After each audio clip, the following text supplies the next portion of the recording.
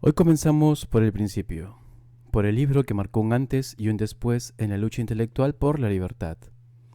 El libro que un joven economista austríaco escribió en plena Segunda Guerra Mundial, mientras las bombas caían sobre Londres y el mundo se inclinaba hacia el abismo del totalitarismo. Hoy comenzamos con Camino de Servidumbre, de Friedrich Hayek. Pero antes de empezar, no me creas a mí. Consigue el libro, léelo, saca tus propias conclusiones. Este video es solo una puerta de entrada, una motivación para conocer al autor de este tamaño. Quédate hasta el final porque vas a descubrir la historia del autor, el contexto mundial en que se escribió, un resumen detallado capítulo por capítulo y finalmente las conclusiones que explican por qué este libro sigue siendo vital hoy. Si quieres entender de verdad las ideas que defienden la libertad, dale like, suscríbete y comparte con quien necesite escucharlo, porque esto recién empieza. Comenzamos. Para entender un libro, primero hay que entender al hombre que lo escribió, y Friedrich Hayek no fue un hombre cualquiera. Nació en Viena, Austria, en 1899, en el seno de una familia de intelectuales. Su padre era médico y botánico, y desde pequeño, Hayek creció en un ambiente donde la ciencia, la filosofía y el debate académico eran el pan de cada día. Pero el mundo en el que Hayek se formó no era un mundo tranquilo, era el mundo de la Viena de entreguerras, una ciudad que había sido la capital de un imperio y que de repente se encontraba reducida a la capital de una pequeña república, surgida de las cenizas del imperio austrohúngaro. Era una ciudad de contrastes, donde la alta cultura y la miseria convivían, donde Freud revolucionaba la psicología y donde las ideas socialistas y comunistas ganaban adeptos entre una población empobrecida y desencantada.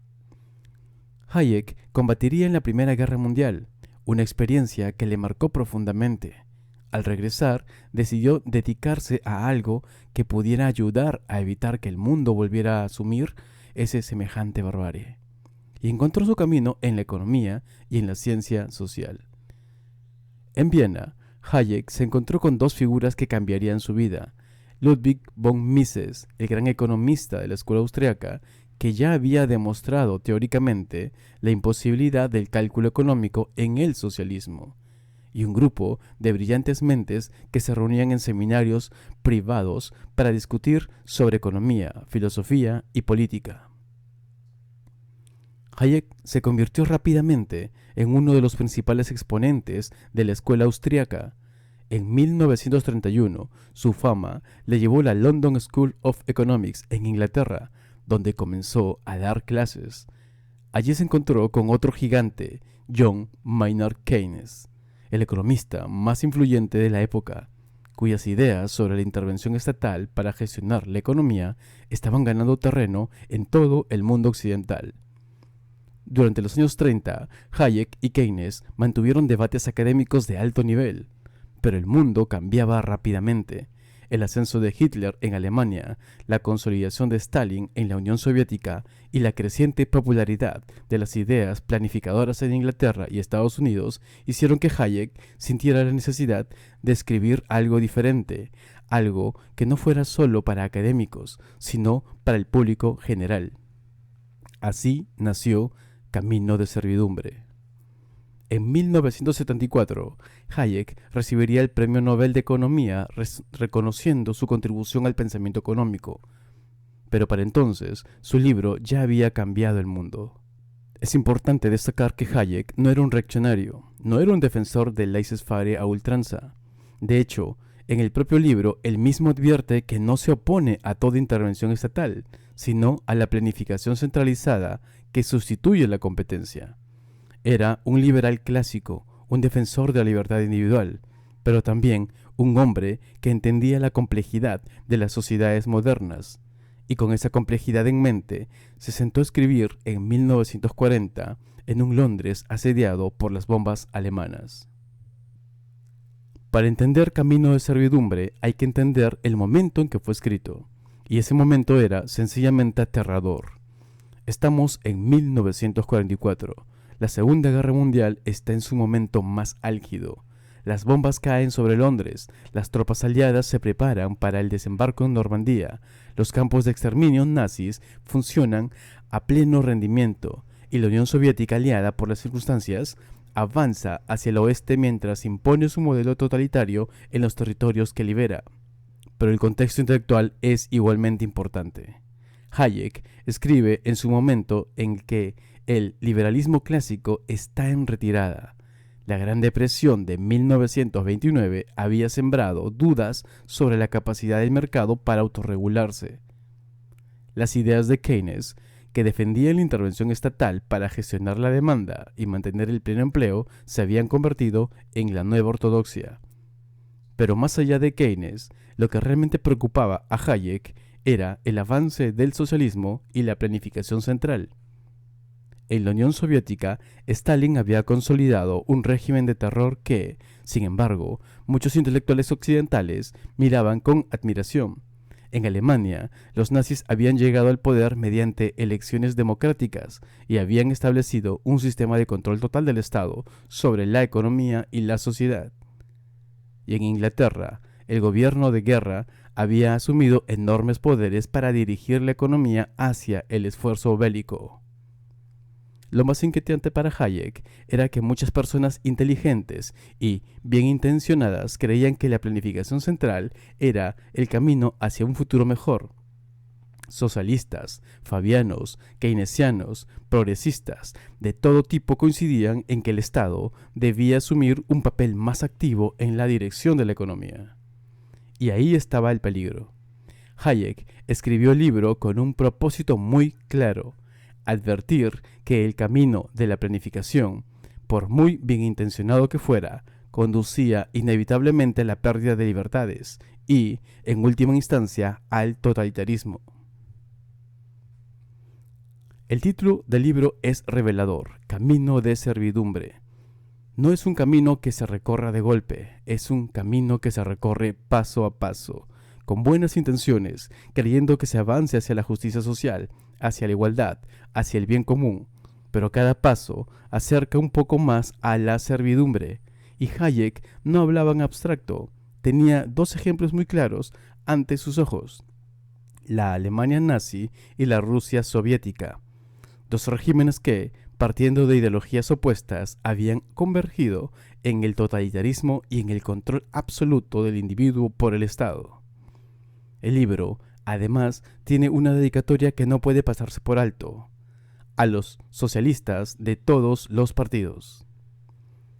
Hayek no escribía para convencer a los ya convencidos, escribía para advertir a quienes desde la buena fe y el idealismo estaban empujando al mundo hacia el abismo.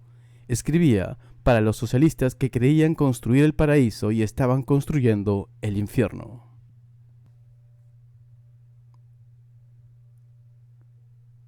Vamos ahora al corazón del episodio. Vamos a sumergirnos en el camino de servidumbre y a desgranar sus argumentos capítulo por capítulo, idea por idea. Esto va a ser largo, pero prometo que valdrá la pena. La tesis central del libro es engañosamente simple, pero profundamente radical. El socialismo y el totalitarismo no son opuestos, son primos hermanos. Son dos ramas del mismo árbol, el colectivismo. Y el colectivismo es incompatible con la libertad humana.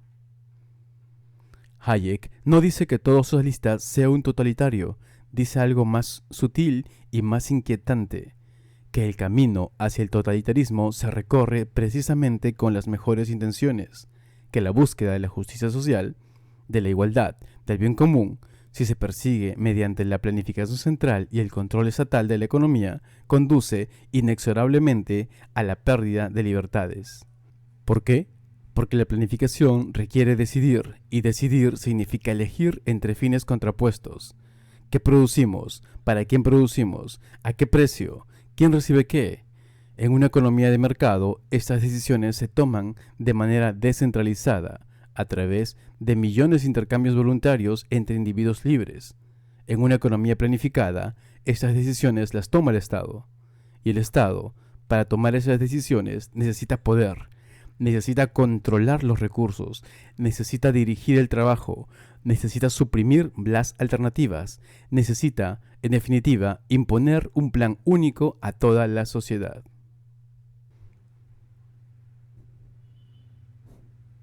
Hayek comienza el libro con un capítulo titulado El camino abandonado. En él describe cómo las ideas liberales que habían dominado el siglo XIX y principios del siglo XX estaban siendo abandonadas en favor de un nuevo credo, el credo de la planificación. Lo fascinante es que Hayek no atribuye este cambio a maldad o a ignorancia, lo atribuye al desencanto. La gente había visto guerras, crisis económicas, desigualdades y había llegado a la conclusión de que el liberalismo había fracasado. Buscaban algo nuevo, y ese algo nuevo era la planificación. Pero Hayek advierte: hemos abandonado el camino de la libertad sin ser plenamente conscientes de hacia dónde nos dirigimos. Creemos que vamos hacia un futuro mejor, pero en realidad estamos retrocediendo hacia formas de organización social que la humanidad ya había superado. El segundo capítulo se titula La Gran Utopía, y aquí Hayek aborda el atractivo emocional e intelectual del socialismo. El socialismo promete algo enormemente seductor: un mundo organizado racionalmente, donde los recursos se asignan según las necesidades, donde desaparece el caos del mercado, donde la cooperación sustituye a la competencia. Es, en esencia, la promesa de un paraíso en la tierra. Pero Hayek advierte que esa promesa es una ilusión, no porque los socialistas sean malas personas, sino porque la información necesaria para organizar racionalmente una economía compleja no puede ser recopilada ni procesada por ninguna autoridad central. Aquí Hayek se apoya en un argumento central de la escuela austriaca: el conocimiento necesario para tomar decisiones económicas está disperso en millones de mentes individuales.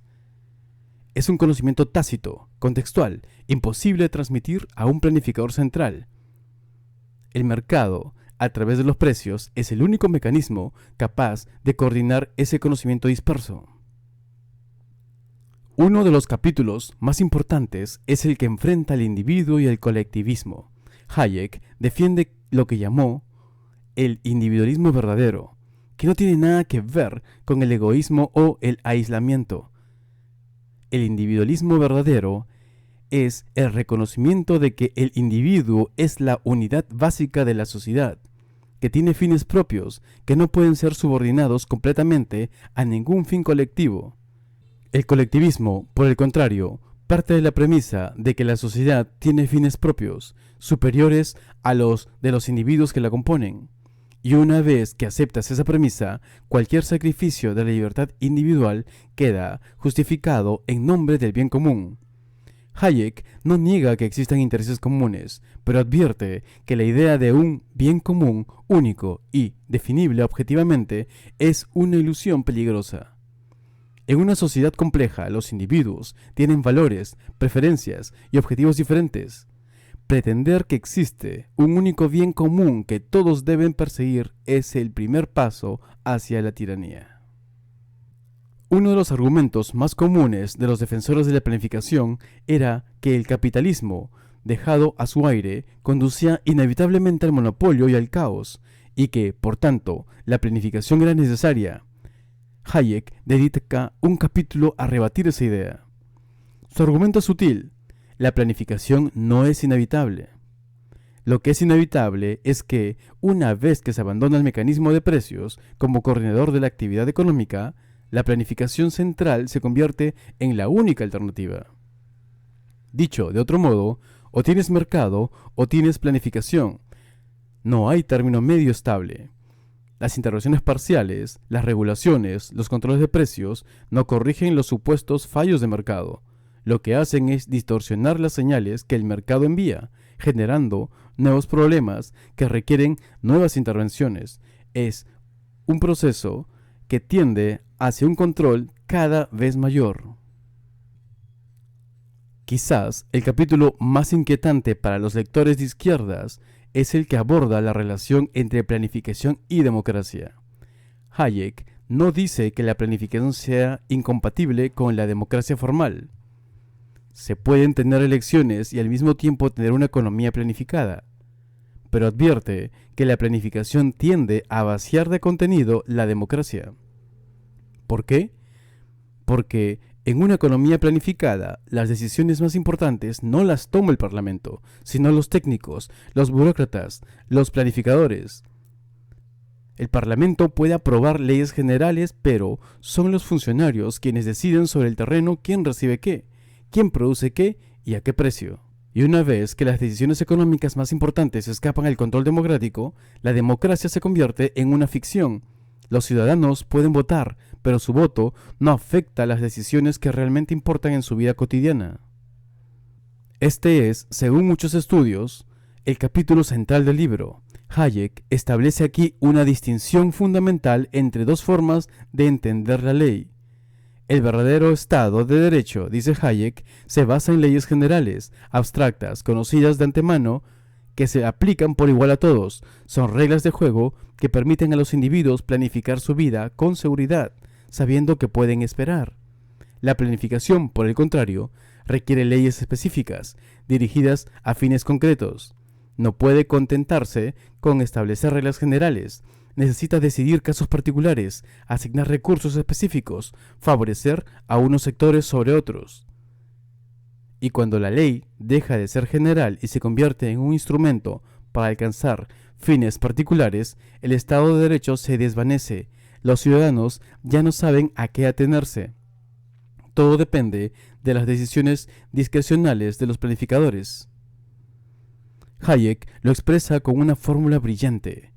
Ser imparcial significa no tener respuesta para ciertas preguntas. El Estado que pretende tener respuesta para todo, que pretende corregir cada desigualdad, que pretende asignar cada recurso según criterios de justicia, termina inevitablemente siendo arbitrario. En este capítulo, Hayek desarrolla su argumento más controvertido, la conexión entre intervención económica y totalitarismo. No dice que toda intervención conduzca inmediatamente al totalitarismo. Dice que el proceso es gradual y casi imperceptible. Se empieza controlando los precios de los alimentos, luego se controla la producción, luego se controla la distribución, luego se controla el trabajo, y en cada paso se necesita más poder, más coacción, más control. Los ejemplos de la Alemania nazi y la Rusia soviética están siempre presentes. Ambos regímenes comenzaron con medidas aparentemente razonables, control de precios, nacionalizaciones, planificación. Y ambos terminaron en campos de concentración y terror de Estado. Pero Hayek advierte que esto no es un accidente, es la lógica interna del colectivismo llevada a sus últimas consecuencias. Uno de los capítulos más brillantes desde el punto de vista retórico es ¿quién a quién? En él, Hayek analiza las ilusiones de quienes creen que la planificación puede redistribuir la riqueza de manera justa. El problema, dice Hayek, es que la planificación no puede contentarse con decir los ricos pagarán más. Tiene que decidir caso por caso. ¿Qué ricos? ¿Cuánto más? ¿En qué circunstancias? ¿Quién decide?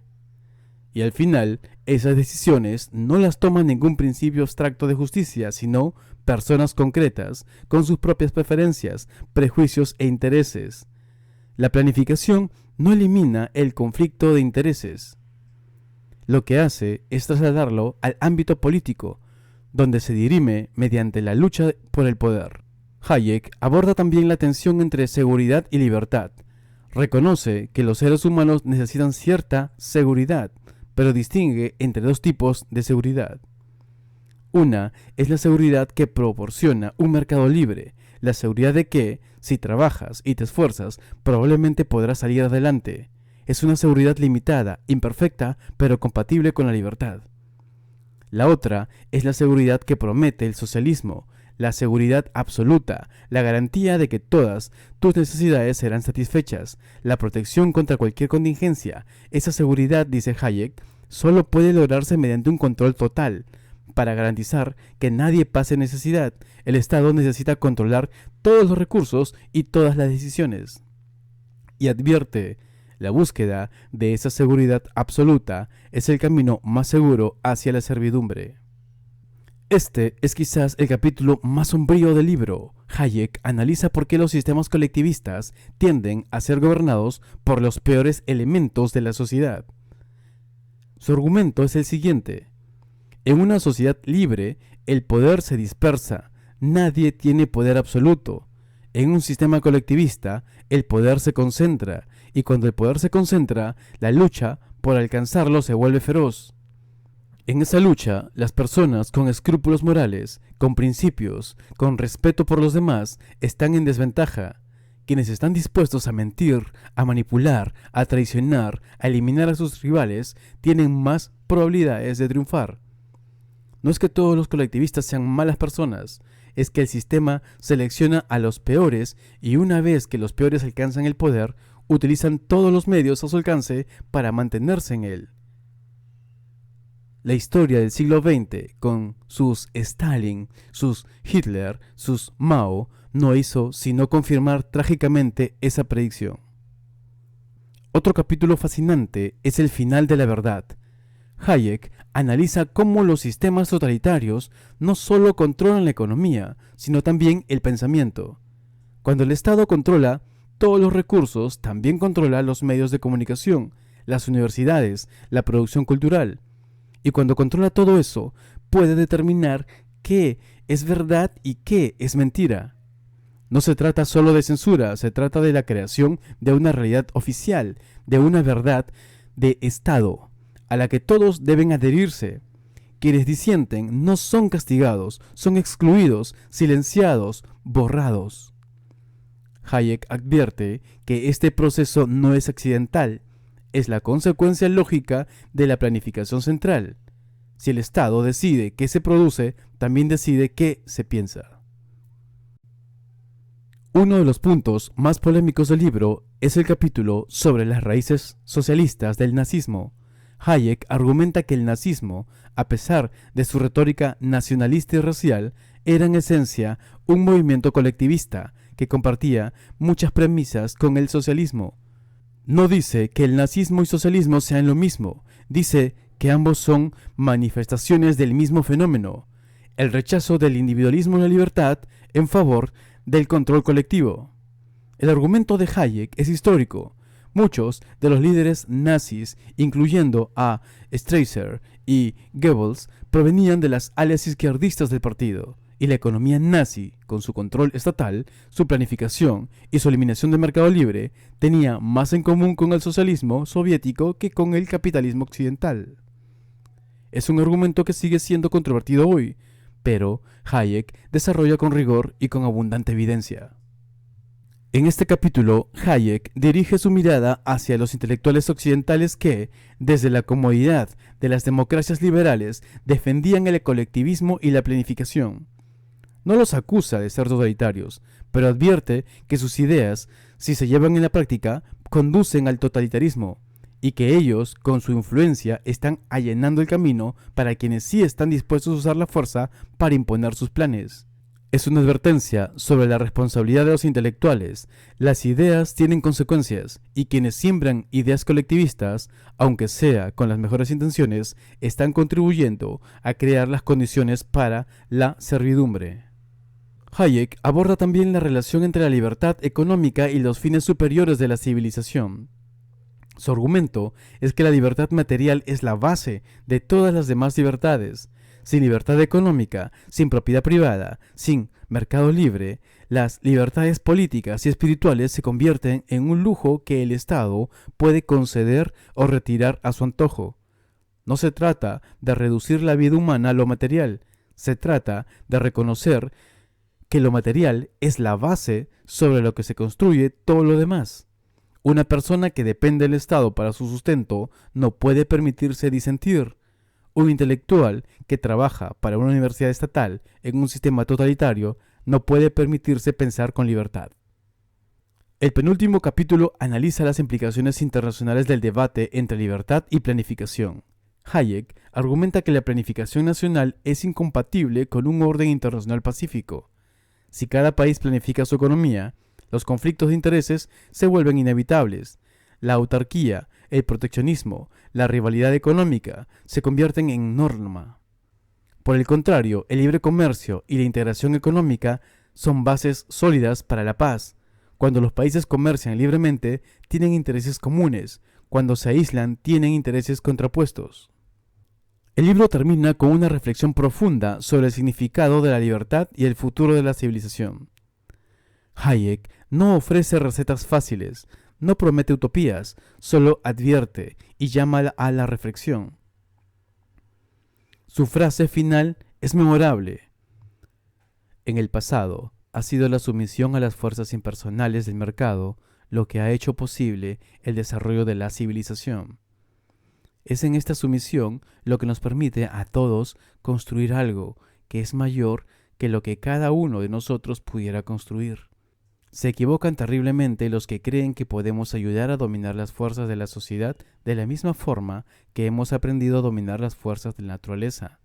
Esto no solo es el camino hacia el totalitarismo, sino también el camino hacia la destrucción de nuestra civilización y, ciertamente, la mejor manera de bloquear el progreso.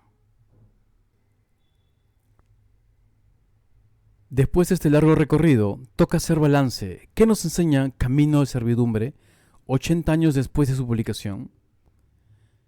1. La imposibilidad del cálculo económico socialista. Uno de los puntos centrales del libro, heredado de Mises, es que una economía planificada es imposible, no solo por razones políticas, sino por razones epistemológicas. El conocimiento necesario para organizar una economía compleja no puede ser reunido por ninguna autoridad central. 2. La conexión entre planificación y totalitarismo. El argumento más famoso del libro es que la planificación económica, incluso cuando comienza con las mejores intenciones, conduce inevitablemente a la pérdida de libertades y, en última instancia, al totalitarismo. 3. La importancia del Estado de Derecho. Hayek nos recuerda que no cualquier ley es compatible con la libertad.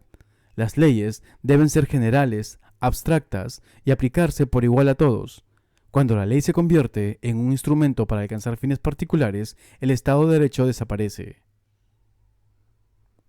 4. La relación entre libertad económica y libertades políticas.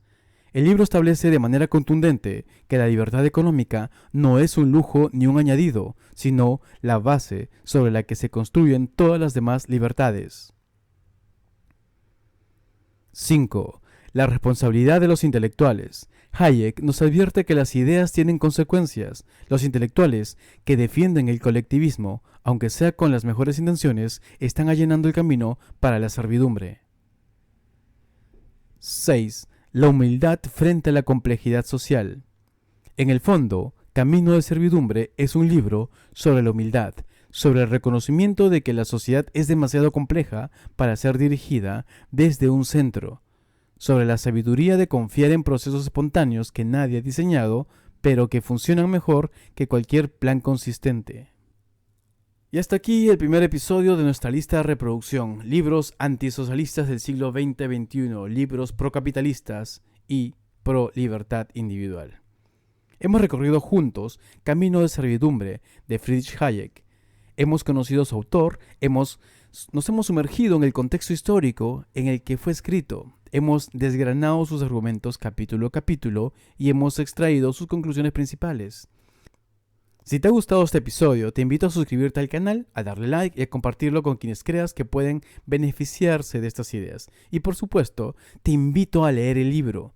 Nada, pero nada sustituye al placer de la lectura directa de los grandes textos que aquí también estamos recomendando. Hasta entonces, sigue leyendo, sigue pensando y sobre todo, sigue siendo libre.